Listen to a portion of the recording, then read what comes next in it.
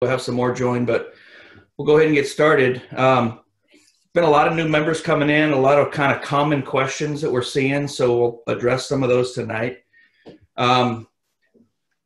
What's one of the first things you can do, and everybody's muted right now, but when you comment, you can just unmute yourself, so that way we don't have a lot of background noise.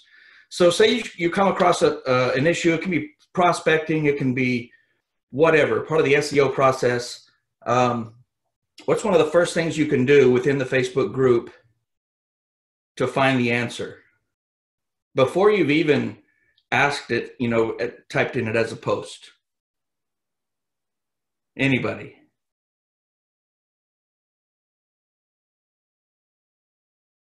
Somebody's on the chat. Use the search function. Very good. Yeah. So use that search bar, whether you're on mobile, whether you're on desktop.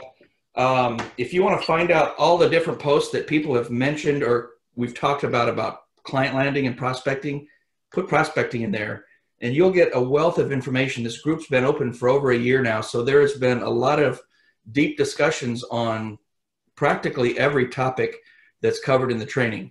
Sometimes the search feature doesn't work all that great. Like I'm trying to find posts that I made, months back, trying to remember different words that were in there. Sometimes it doesn't work. So it's not not to solve all problems, but if you've posted a question maybe and you haven't got the answer yet, start digging. Don't wait for the answer to come to you. Always, use Google or use the search bar in the group to see what others have put about it. Second thing, contest. The contest for March is going really good. There's actually a pretty close tie for the number of spots. So it's like it's not like performance based. So literally the newest guy coming in can win. It's not based on, okay, Ed's going to take everything because he's landing 6 deals a week. We're going to give away $100 to 10 different people and $1,000 to one person. Every time you place an order on SEO Outsource or Localize, we're tallying it.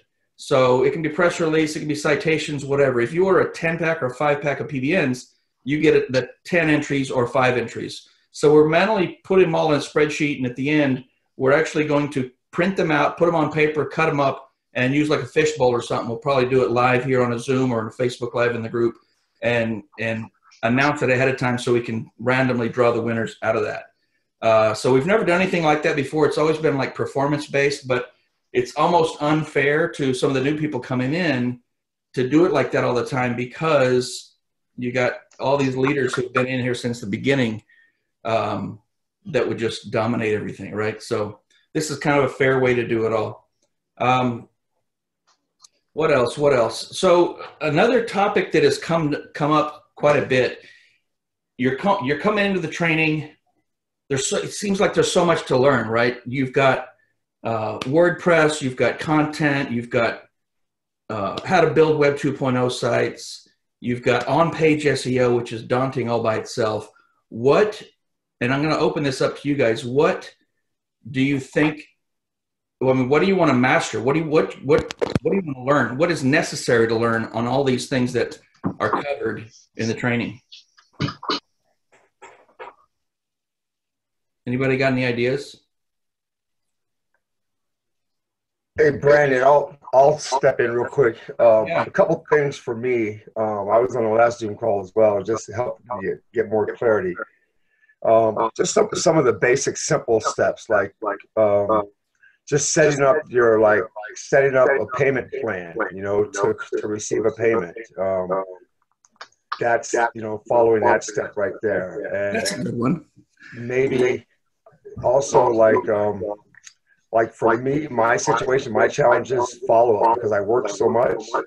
I really only have 2 days, like Monday and Tuesday, that I can actually do this business. But during the week, I have to, I get up at 5 and I don't get home till about 7 o'clock at night. So as far as follow-up, like teaching, like maybe an email or something, I'm not good at writing, but maybe some basic way to do follow-up through email. Something like that, simple like that. Here's the subject line, and then here's kind of some basic 2 or 3 sentences that you can send this day and then 2 days out and 3 days after that as a follow-up. That would be, I think would be really helpful, at least for me anyway. That's good. So as far as the process goes, you land a client,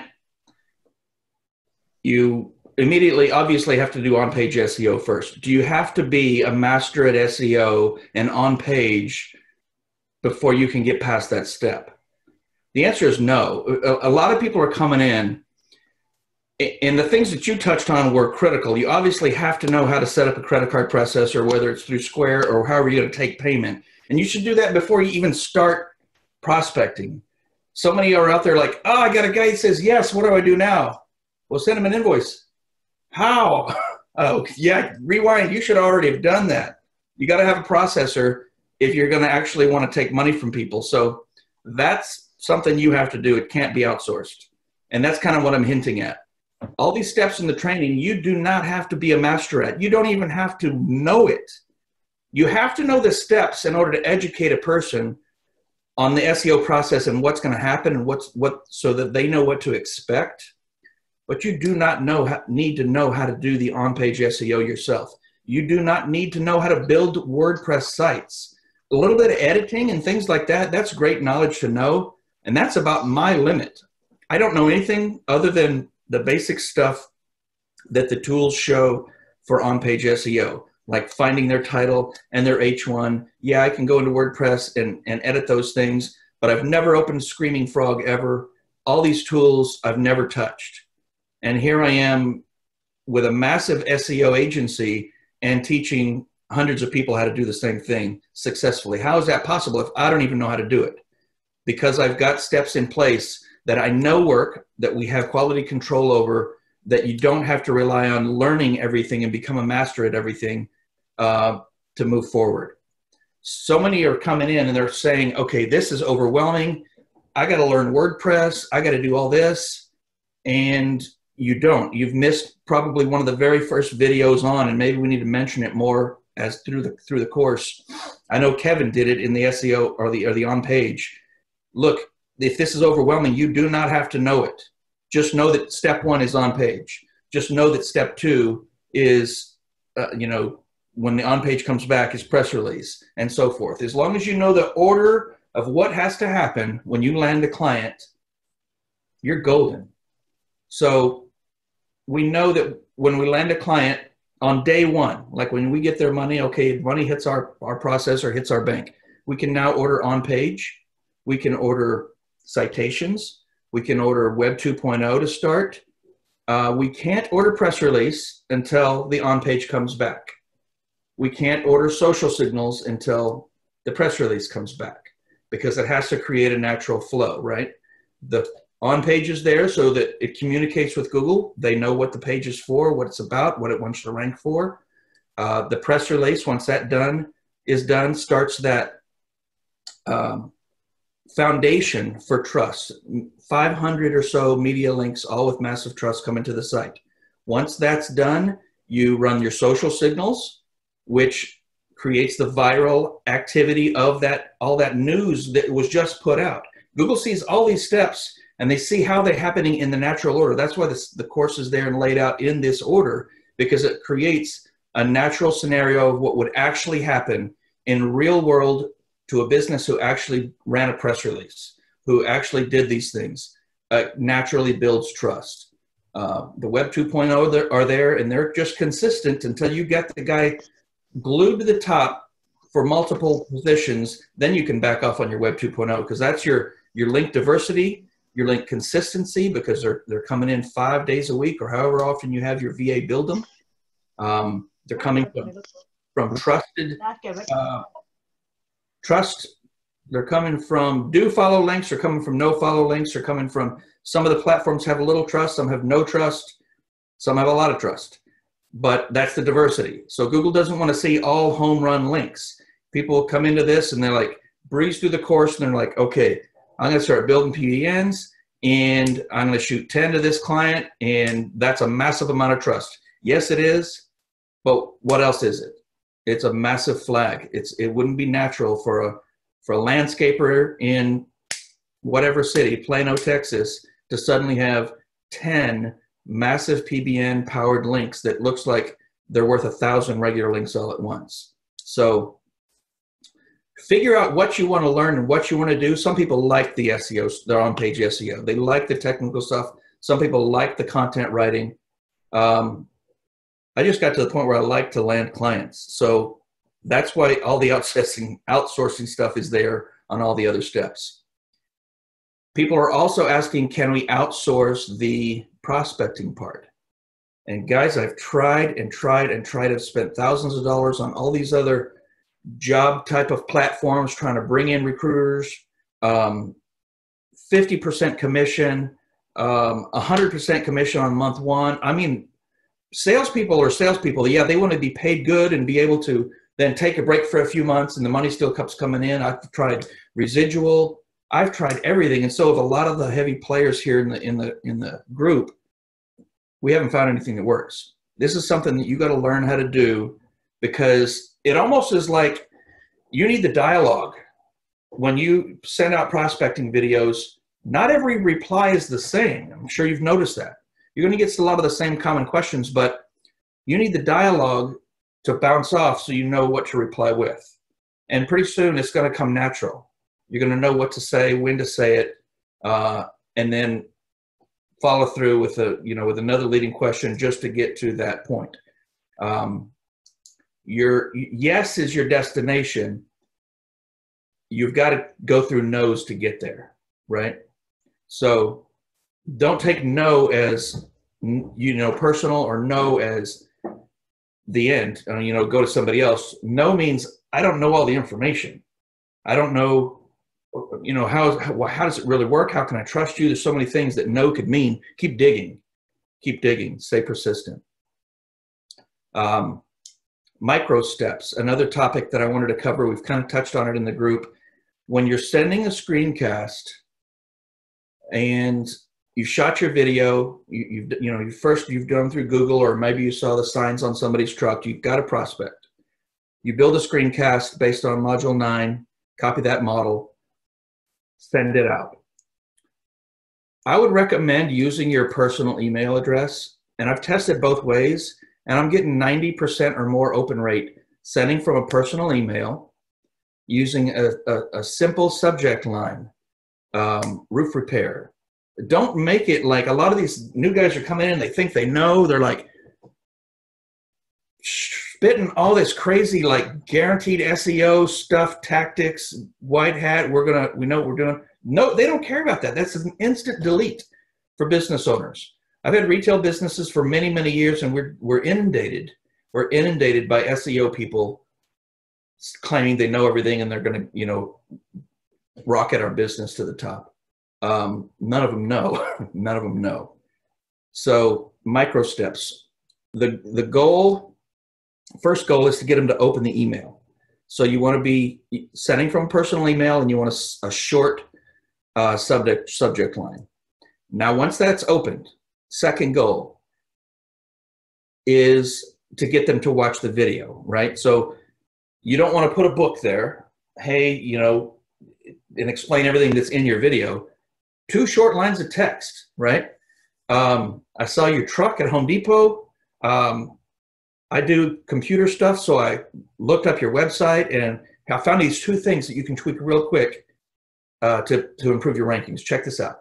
Simple, like laid back, nothing salesy, no money mentioned, nothing else. And don't even talk about yourself for more than 5 seconds.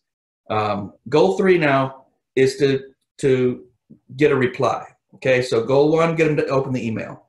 Once they're open the email, the second goal is to get them to watch the video. So short text that convinces them, hey, open the video. It's just 2 short things. Tweak these things, and your rankings are going to improve. This is what I do for a living. I'm just helping you out. Goal 3 is to get a reply. So the video should be short, to the point. Do not talk about yourself for more than 5 seconds total. People want to come in and they immediately want to start that video with, I am Brandon Olson. I run SEO3 Web Consulting. I've done it for the last 10 years. I've helped 276 clients get to the top of Google, and they've already left. They shut it off. They don't care. It's not about you. It's about them. So immediately go in and have that thing queued up to their homepage of their website. So when they click play, they're like, hey, my website's here. What's he saying? So then they're going to start listening. Micro steps. Yes, we want to get that client or that prospect, and we want to see them to the end where the first $1,000 is hitting our credit card processor, but we cannot do it on visit one. We cannot do it on email one, video one. It'll take 10, 12 back and forths, sometimes before you even get a conversation started. At that point, they're going to realize you're so persistent. Maybe this guy does know what he's talking about. Maybe this girl does know what they're talking about. And then they'll start asking questions. Now you can get to those questions one by one, answer them. Don't bring up the money until they do. Don't even mention a price. And price is another thing I want to cover. My pricing has always been population-based. And I don't, some of you are probably in the accountability groups and have heard Ed with his pricing models, and his pricing models are insanely powerful. He doesn't leave a penny on the table because he interviews that prospect. He finds out how much, the average client is over a year, whatever, all these figures, and he's got a little formula that works perfect for him. And if you want to do that, great, because it works, but it doesn't work for me. So that's the point. There's so many different ways to do things and determine price. Mine is fast, land a client, get them started, plug them in, let my team start, and I move to the next.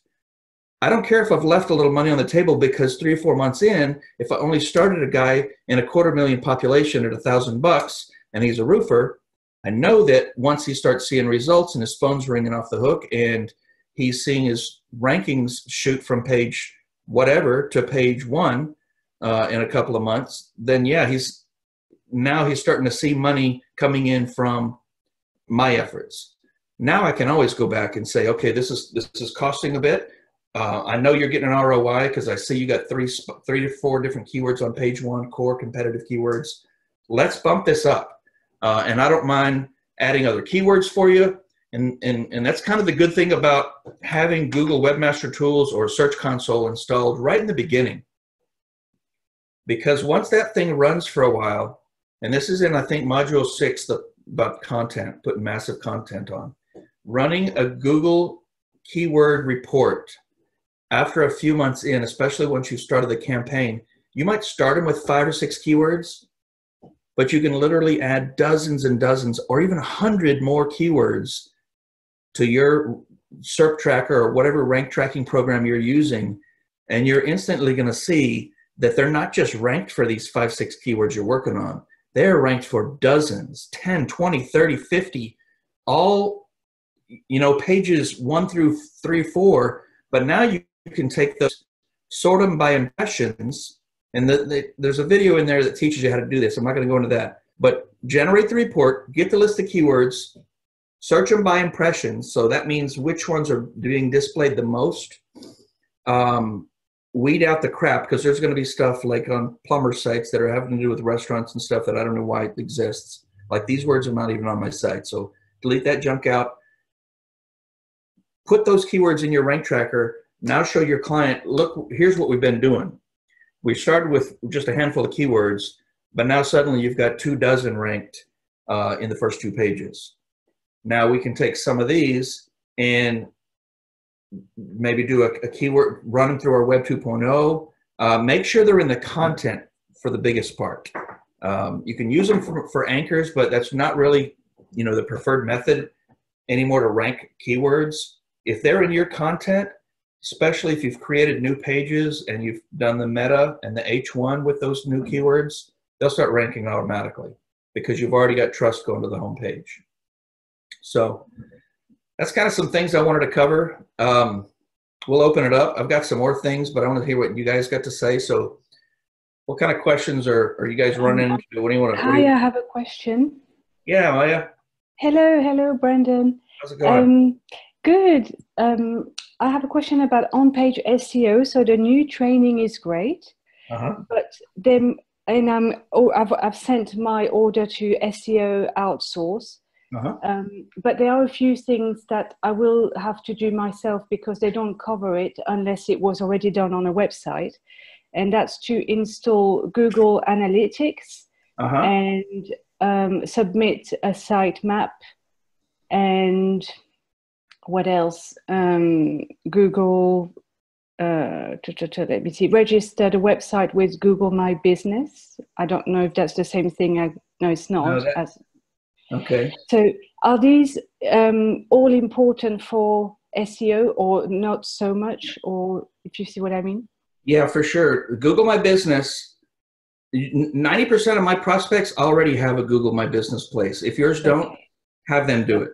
A lot of guys in the group like to do that and take control of somebody's Google My Business account. I'm not into that. It doesn't matter either way. You can, but it kind of is based on their email address, their company email address. So they get a permission or log in or whatever. It's so easy for them to just do it.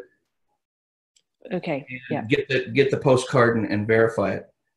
As far as analytics and sitemap, those are just simple plugins normally on a WordPress site. I don't know how to walk you through it, but if you just post and tag Kevin. No, there are ways to do it. Yeah, that's fine. Okay. But they I mean, they are relevant to SEO. Yeah. Yeah, analytics has got some great data in there. So you can see, visitors real time, the keywords they're pulling to come into the site. So it's a lot of good data, that you may be able to share with the customer at some point. I don't really ever get technical with my clients unless they want to. Mm-hmm. So I'll have it installed. My team installs Google. I keep saying Google Webmaster Tools. It's now Search Console, and probably has been for you. Search Console and analytics right up front in the beginning, so that any data that we need, we can get to at any point, rather than customer ask a question and then we can install analytics, and then we will have the information like 2 months from now when the thing crawls. So, yeah. Okay, thanks. Sure. I have a question. Yeah, who's this? This is Miriam. Oh, hey, Miriam. Hi. So I just joined today. Yay. So quick question about on-page SEO. You're talking about WordPress.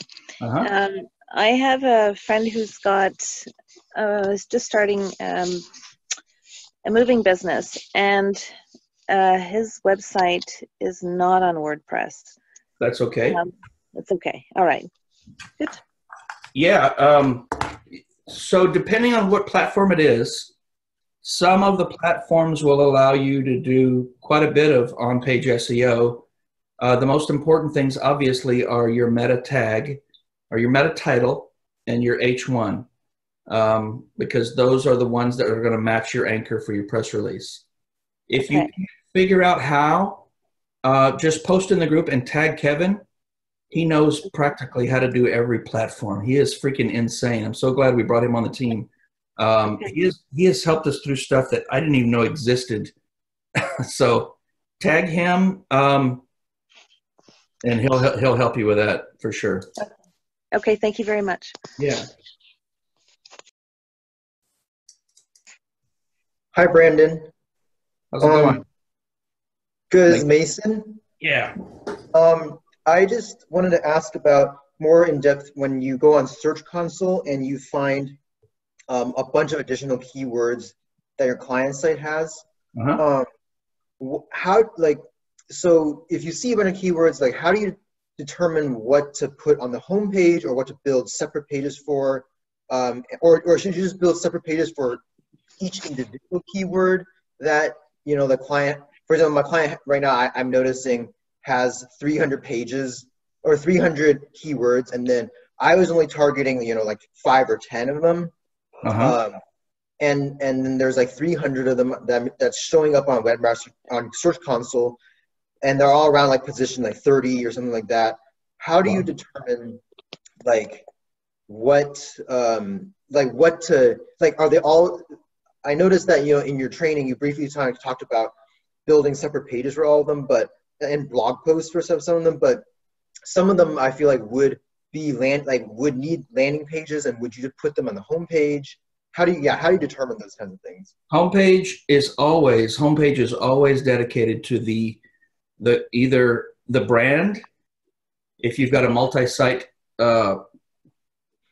client, or the primary 1 or 2 keywords. Okay. So never go back and tweak your homepage based on keywords you're finding in Google Webmaster Tools. Oh, wow. Okay. Okay.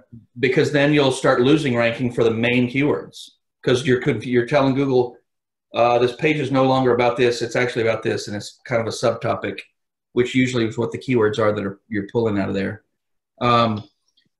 I use them as extra landing pages, but I first sort them.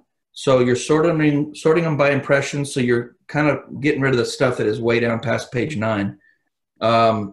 And finding the ones like you're seeing around position 30 or whatever. So page 3, that's great. Delete out the junk, and then maybe copy those out and stick them in a spreadsheet and ask your client, are there any of these things you want to go for? You know, at that point, it sounds like you're kind of into the campaign at least a few months to be able to get that kind of a report, unless the site's been up for a while and it's got some trust on it. Some age. The site actually, it's only been the second month in the campaign. The site's been up for a couple months, but for some reason it's like, popping up really well. So I'm really good about that. Yeah. So as you're building landing pages too, you have to take that list of keywords and kind of group them together, because you can use 2-3 keywords that are related, or even more if they're related, but you want to max it out at probably 2 kind of different keywords. But everything in that list that is kind of encompassed, or maybe it's a subtopic of that keyword, you can start using H2s and stagger your page out like that. I wouldn't have multiple keywords that are kind of different from each other. If they're similar, group them together on a landing page, and then make another set of landing page for the other group. So you've got your title H1 as your main keyword out of that 30. And then if there's 5 or so that are kind of related, plug them in there also, have the content written, and have H2s with those keywords. Google will find them and figure out what you're doing for sure. Okay, and the keywords to use also, I noticed like some of them are local relevance and some of them are like don't have the locality region in there. So we should definitely use the local relevance as No, at that point, you won't need it. Google already now knows what your local relevance is. So now for these other pages, you don't necessarily need cities in every one of your meta titles. You can have them sprinkled. It's not going to hurt. It doesn't hurt even if you've already done it, but it's not required. Once your homepage starts to get trust and Google knows what city you're in, and now you've got other H1s that are just the keyword. So then they know you're sitting in Plano and you've got roofing and you've got another one for roof repair and insurance claims. They don't have to be tied to Plano anymore, because that is now under the hierarchy of what Google already knows your site's about. If they are, that's okay. I see. Okay. And then in terms of anchor text from those inner pages to the homepage, is it important to have those specific keywords on that page being anchor text to the homepage? That's debatable. I mean, I like to take and not anchor them all to the homepage, but anchor them to one of the pages on, the navigation bar or in your list of service pages. So you may have some linking to home because it logically links to home with whatever word you're using, or if it's keyword or whatever. But some of the other words in your article may make more sense to anchor to one of your service pages or one of your pages about roof repair or whatever. So they don't all have to go to the homepage. But the link juice flows a lot better, and Google can crawl it a lot faster and get the results to you faster if they are linking to one of the core pages and also linking to another page. You want to interlink those two. So it's kind of like the spiders can crawl all over because you're leaving them paths all over the place. That's super helpful. Thank you. Yeah, you bet. Good question.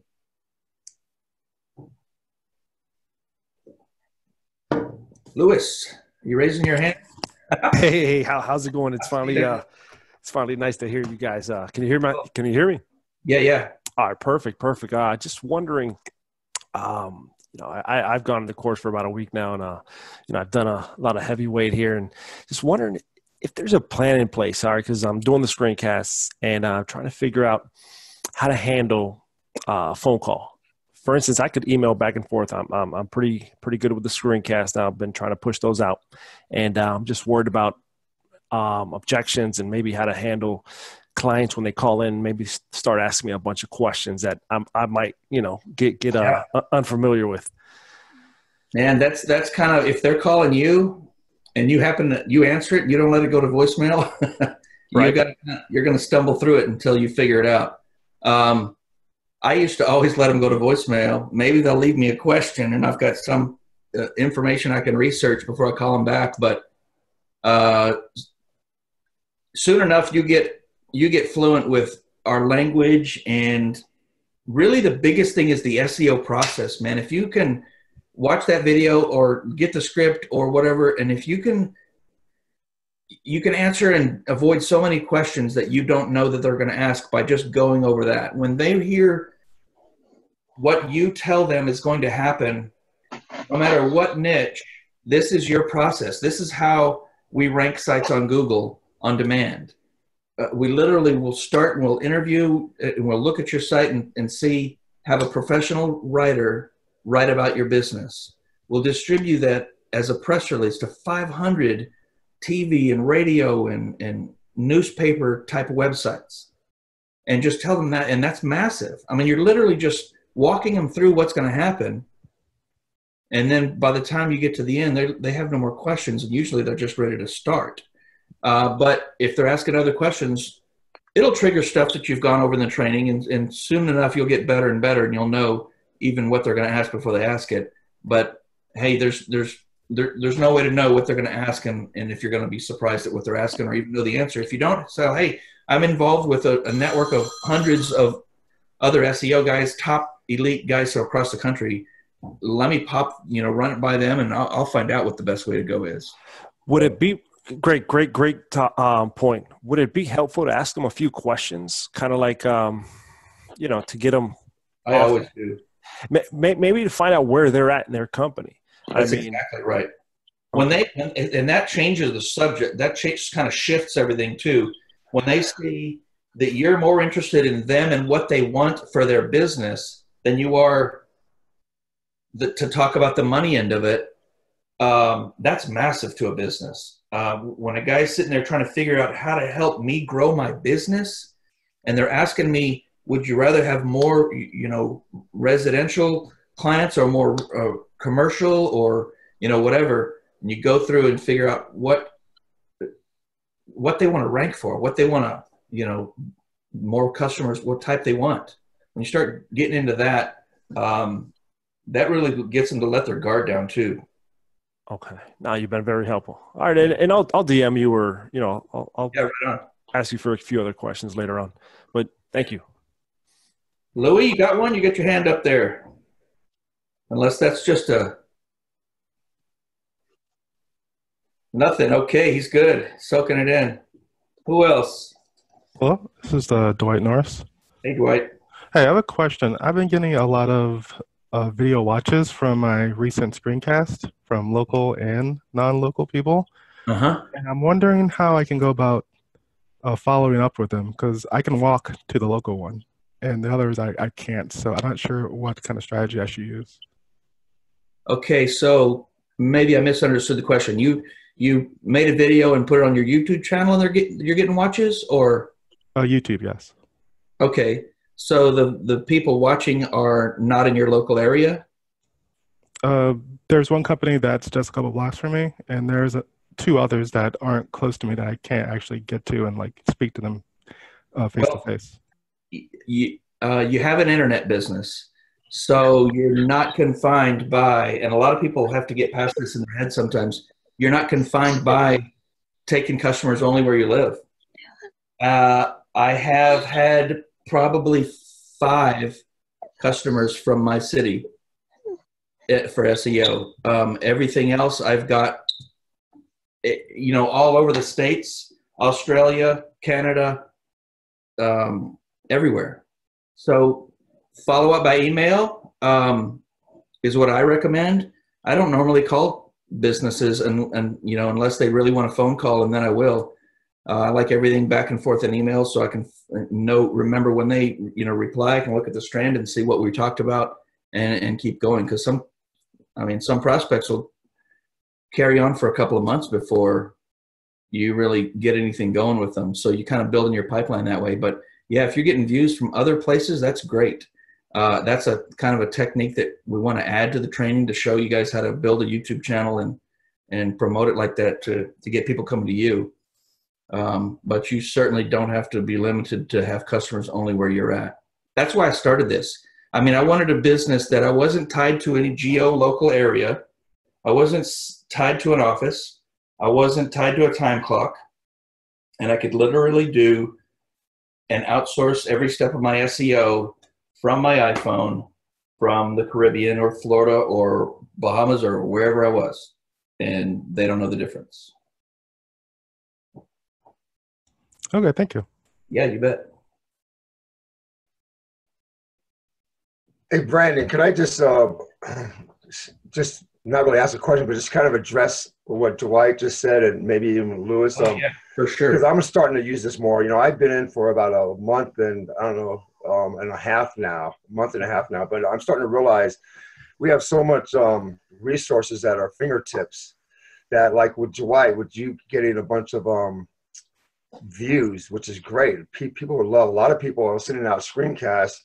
They're getting their emails to be open, but a lot are not necessarily getting the videos to be clicked on, right?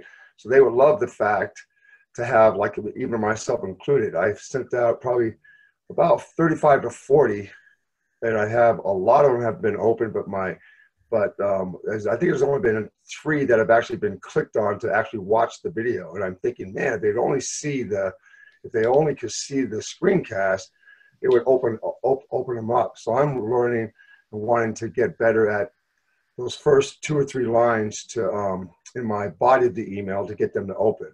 Like Brandon says, just little steps. You got to just tweak a couple of things, keep it simple to get them to open it. But for you, Dwight, I was thinking, why couldn't you, as you're already getting a bunch of views coming onto your site, why couldn't you just send out a follow-up, just like what you're doing right now, putting yourself on camera and just addressing the next stage in the SEO process? Like Brandon says in the videos, we address just the H1 and the meta title, right? The meta tag. And maybe number 2, you address the citations. Number 3, you address the not secure. Number 4, you just keep going down the line, addressing these certain things in the process. And then that's going to, first of all, give them value. They're going to see you. They're going to get familiar with who you are. And that's like more and more contacts with them, so that's like you're getting that much closer to closing them because you're having 4 or 5 or 6 or 7 different touches with them, to where now they're going to be asking you, what's the price for your service, and so on, and you can just do it right there in front of your camera, right there where you're sitting at right now, without ever having to leave or ever having to pick up a phone. Oh, thanks, Andre. I didn't think about that. Giving value is definitely one of the best things I can do. I think I will try to implement that with people that are actually viewing my videos. Well, along with that too, on the search, in the like Brandon said earlier, when we first started the Zoom, in search, if you can just type in there, type in the search and asking, follow-up methods. That's what I'm going to do, follow-up methods. I'm sure a bunch of stuff will come up because people have addressed this in the past. That's my challenge, is basically a lot of the follow-up methods. I know I can do it. I'm not good at writing, but I'm just going to go in there and get a bunch of different ideas and put it out in front of the main group, because you'll have many different people come at you with their different angles, and you'll be able to pick and choose which works best for you.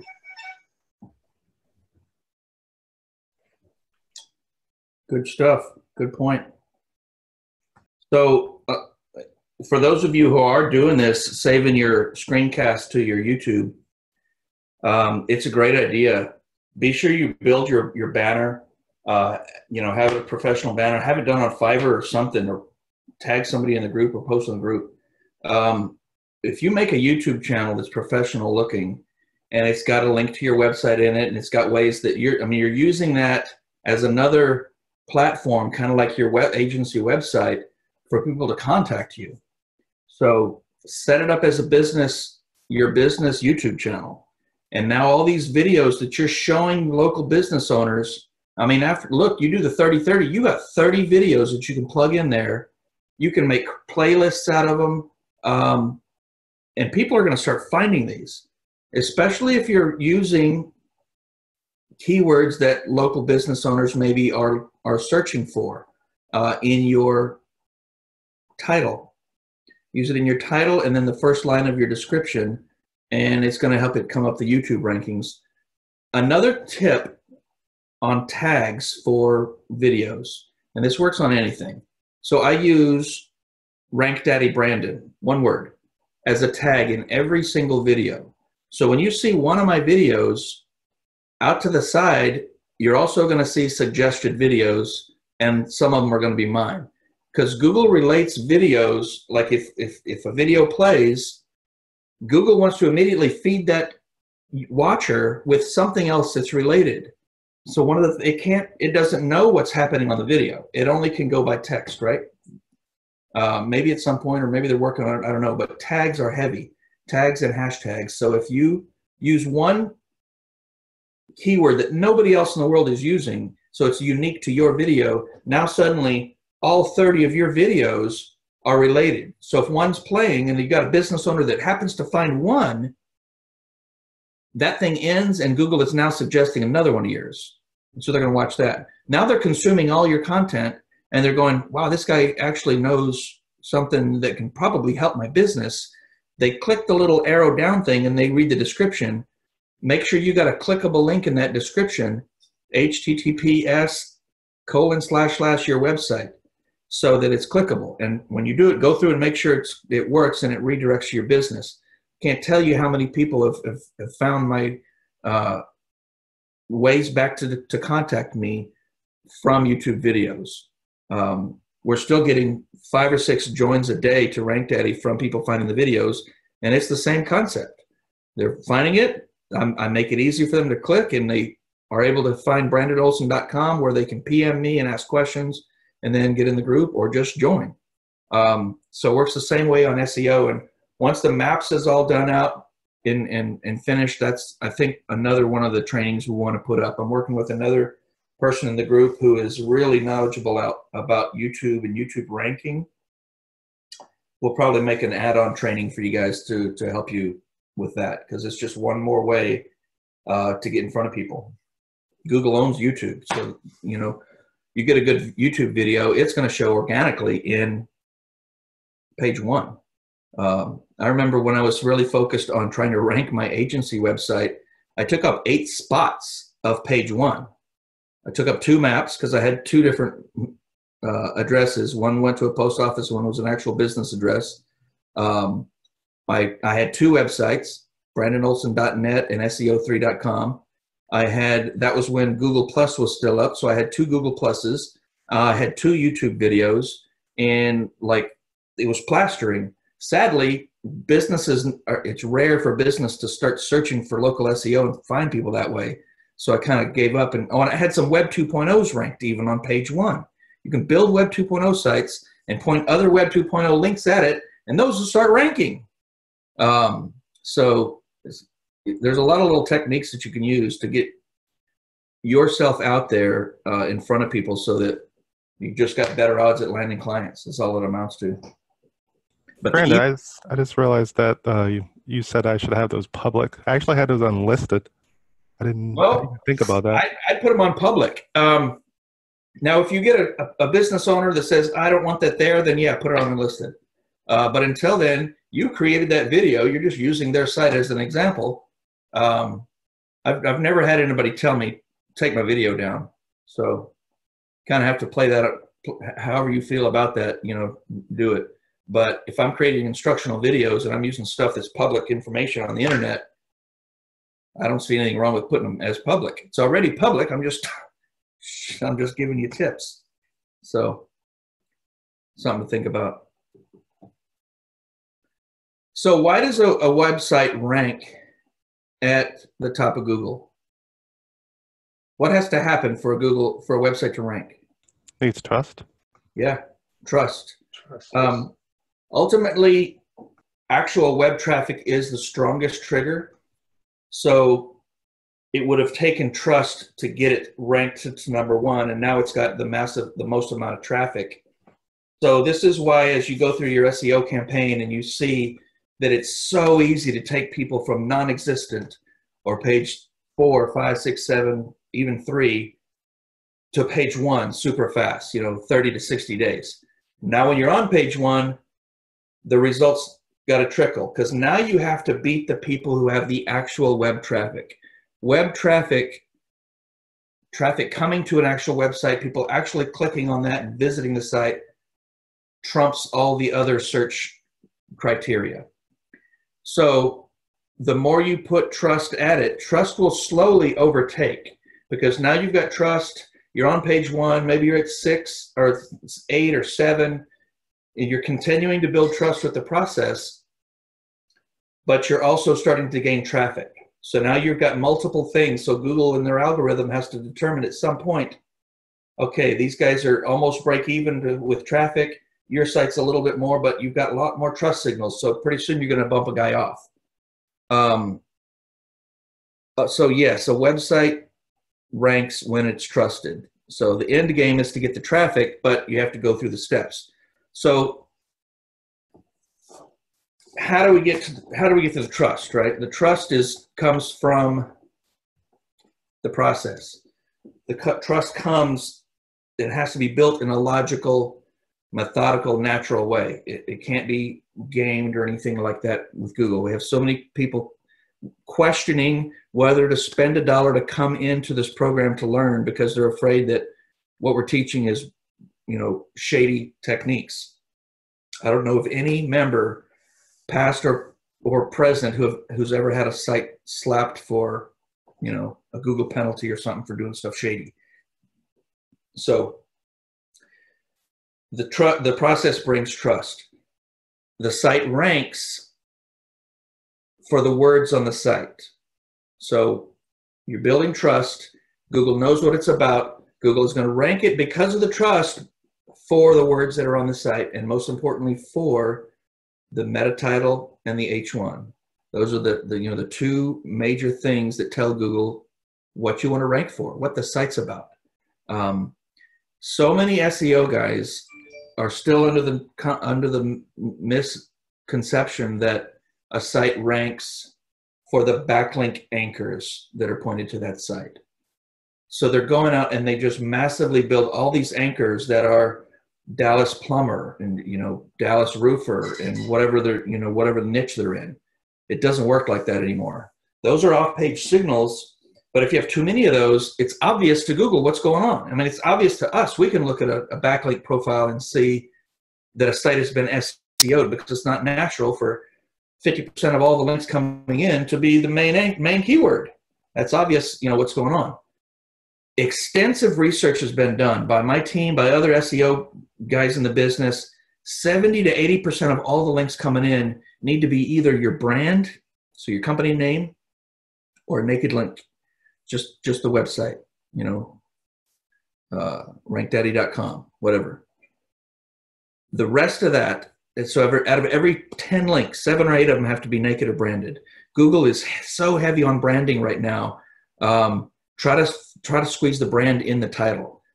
If you have room for your one main keyword and your company name, separated by the bar, do that, because Google wants to start seeing brand mentions, especially as the map training comes out. You're going to see how important that is. And it's going to lend massively to the trust factors coming into your site. So your site does not rank for the backlinks or the anchor text.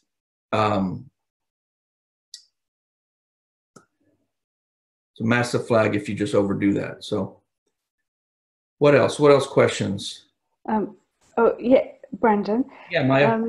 In the training, Kevin mentions that if we type the URL of our website, we can find out if it comes up first in the searches. And with the website I'm working on right now, it's actually the website bookings.com that is first because, well, it's, you know, it's so big. So that tells me that they've got more, what, pages or links? Well, it's a massively trusted site. Yeah, yeah. But you can beat it. I can. It's there because nobody else has proven trust. Mm-hmm. And we do this all the time. I've done resort things. We had a huge campaign for some resorts out by Disney, and we were beating Bookings.com, Hotels.com, and all these other major things because guess what? Bookings.com is a search engine. Okay. Google doesn't want to give results to a search engine if they don't have to. Sure. But you can't just be, you know, you have to prove you need to be there. Yeah. The other thing is Bookings.com homepage has a massive amount of trust. That's right. Mm-hmm. But that result that's coming up is not the homepage. It's one of the landing pages to whatever property that is. Sure. Yeah. That has not as much trust. The top level domain has the trust, but that page doesn't. So you only have to beat the trust that's found on that page. It's very easy to do. Okay, brilliant. Yeah. Yeah. Okay, yeah, I'll work on that. Cool.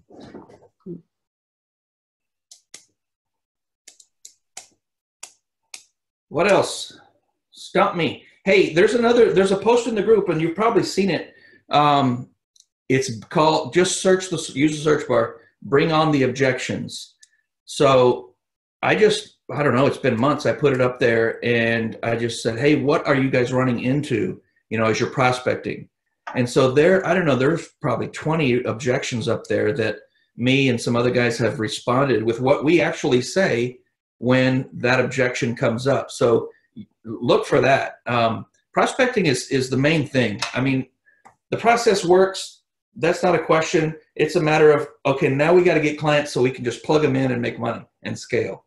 So if we get good at prospecting and landing clients, the rest is game over because it's literally just plug them into the system. And if you're new, you do it by yourself. In 30 minutes, you're done with the whole month's work for one client. You move on to the next one. Once you've got 10, 12, 15 clients, now you can start looking at hiring VAs and you know, kind of sculpting and forming your team, posting in Upwork for maybe SEO assistants and things like that, and give them tasks and you know, and test them out. And this is how I got my VA, Saqib, in the group that you guys have seen post or reply every once in a while. I'll tag him. He's been with me for over 7 years. He started at $2 an hour. He's in Pakistan. He now runs a team, and we have offices in Pakistan on the ground floor of the, I forget what building.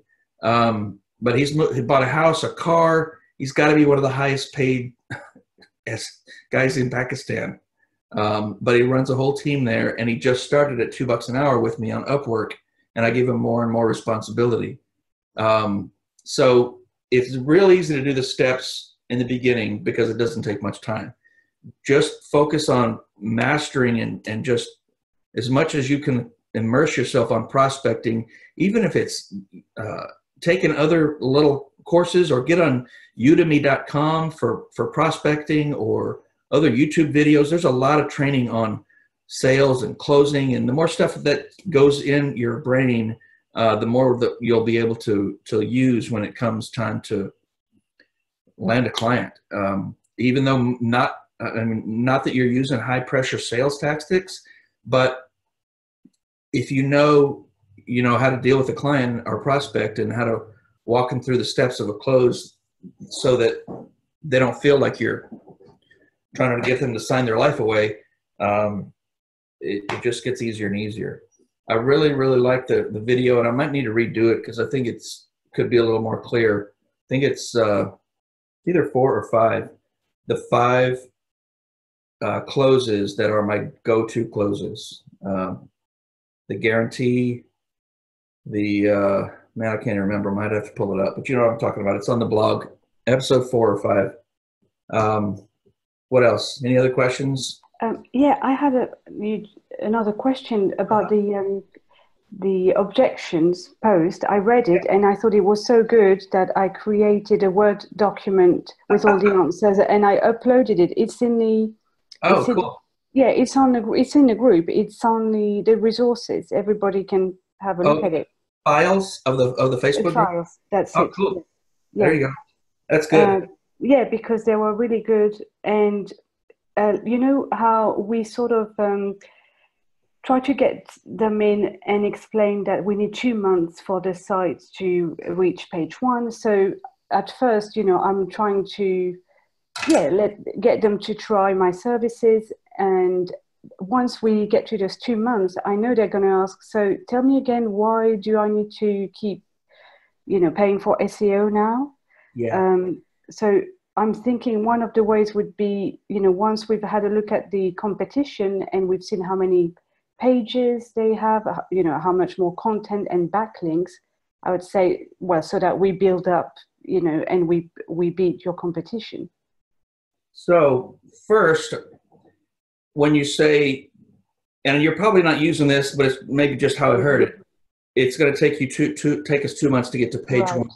I wouldn't quote that, because sometimes it's slower. I mean, we've got some clients that you have to just dig because they get stuck and their site doesn't move past page 2 or 3 for some reason for months. Mm-hmm. There could be little things on their site that Kevin will find.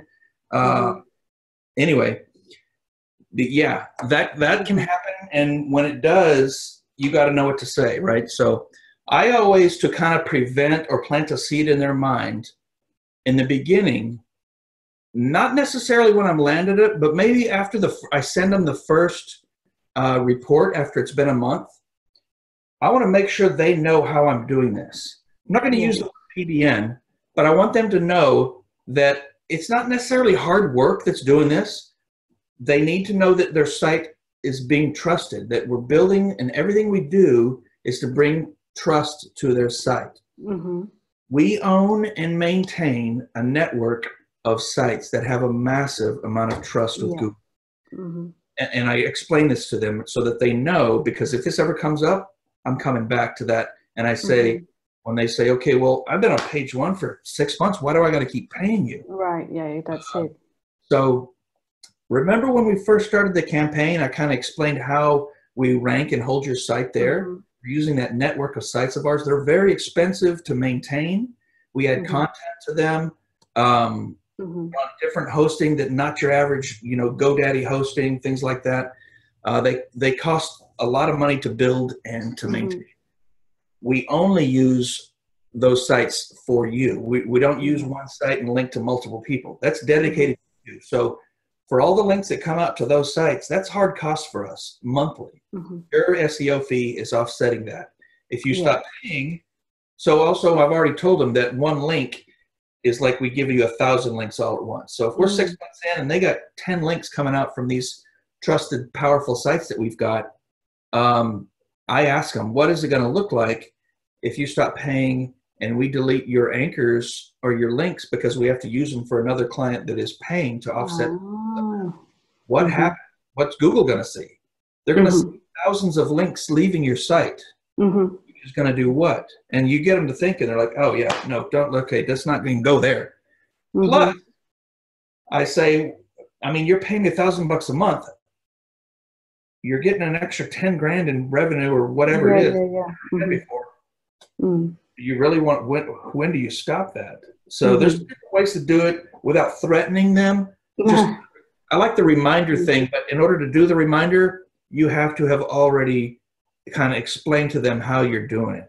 So, and I never use the word PBN because they may start looking it up. There's so much bad press on PBNs. Oh, I see. They're dangerous. I mean, PBNs are dangerous if you don't know how to do it properly.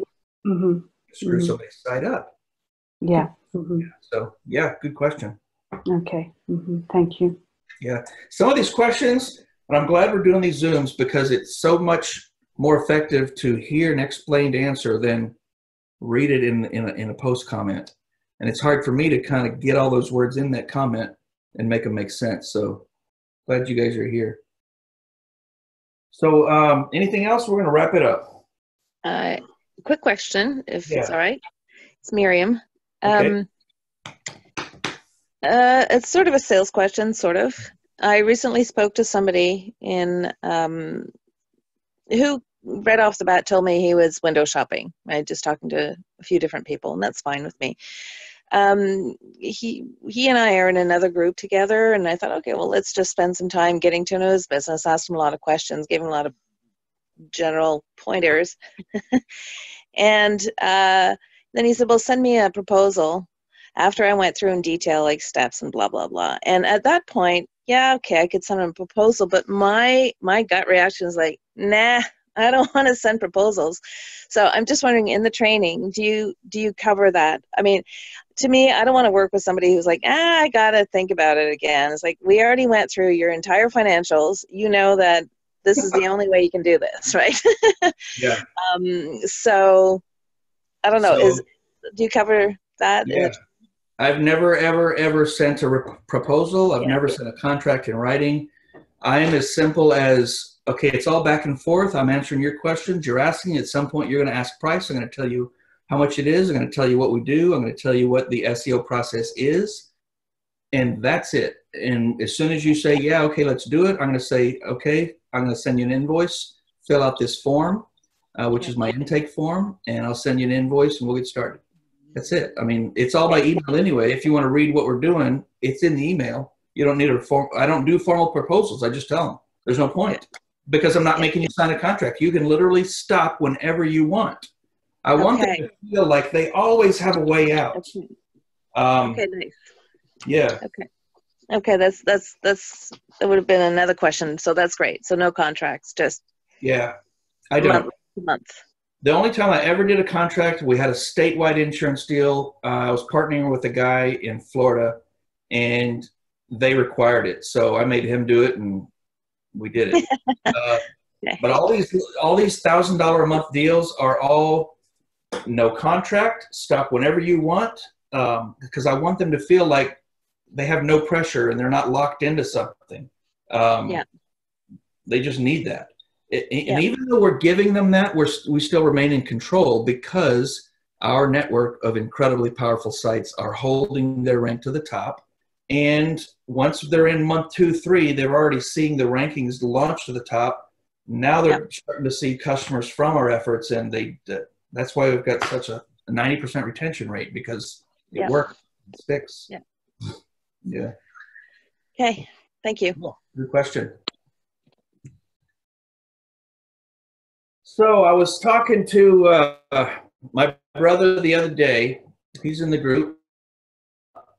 We were talking about business, and this is going to apply to a lot of people in the group because we have such a diverse group here. And it's about branding yourself and not compromising and bending or folding or getting forced into a mold that you think that some business needs you to be or act or dress or live in a certain place. He's from Arkansas, and he has this good old boy accent, and he's like, I just want clients that the type of client that I can go and we can have a beer after work. And that's the type of clients he's attracting, right? So there are millions of businesses across America that want to deal with that kind of a person. If you're that kind of a person, great. Don't think you have to change to fit in the SEO mold, right? The SEO agency mold. Maybe you live in another country. Maybe you have a thick accent. Maybe your hair's long, or maybe you're like me and 90% of the year you wear shorts and flip-flops. If a business owner is not okay with that, that's okay. There's more businesses to catch. I guarantee you there's millions of businesses that are okay, because I still know enough to 10x their business while I'm wearing my shorts and flip-flops and doing all this from my iPhone. So don't think you have to fit into a mold, right? So brand yourself. You look at the Rank Daddy logo, that's me, right? Shorts and flip-flops. I've gone to meetings like this and met clients in this and landed them. It doesn't matter. If they have a problem with it, they're not going to sign up, and that's great. You move on to somebody else. But just knowing that you can be whoever you are and do this business is a great feeling to me. So last thing I wanted to cover, LeBron James recently broke Michael Jordan's record, right? I don't know a lot of the whole stats and everything. But this is about modeling someone or something that is successful if you're trying to reach that level of success. There's no reason to reinvent the wheel. There's no reason to try to figure it out on your own. If you want to be successful at something, the fastest way, and Tony Robbins says this, is to find somebody who's already done it and model exactly what they did. So LeBron, as a child, would buy packs and packs of basketball cards, hoping for a Jordan. He would study every aspect of Jordan's game, down to the way he wore his calf sleeve and turned it inside out so that the red lining showed. He studied and imitated, drew profound inspiration from his tongue wag. And I'm reading this from an article that I read because it was so cool. His tongue wagging dunks, his fadeaway jumper, his competitive fire, and the little details of the way Jordan wears his sneakers and shorts. So LeBron, he admits he didn't think he could be like Mike, but yet he modeled him. Does that mean you don't have to put in the work? No, because he worked his butt off. And same with your SEO agency, you have to put in the work, even though you've got a system that you can plug into and model exactly to get the results that so many in the group that are finding success have done. But don't veer. There's no reason to make a step 3.5 and plug it in because you think it should go there. It doesn't need it. We've done this on thousands and thousands of sites already. It works. So follow the model. That's it for today, guys. We're a little over an hour, so we're going to cut it there. I appreciate you guys. If you found value in any of this, go to one of my YouTube videos and leave a comment like Andre and a lot of these other guys. I appreciate you. Thank you so much for being here. I'm humbled at all of this. Love the group. I love the interaction, the engagement. Let's keep building, keep leaning on each other. We'll get there. Y'all have a good night. Thanks, Brandon. Bye. Thank you. Bye. Yeah, man. Yeah. Thank you. Thank you. Thank you. Thank you, Brandon. Have a good one, guys.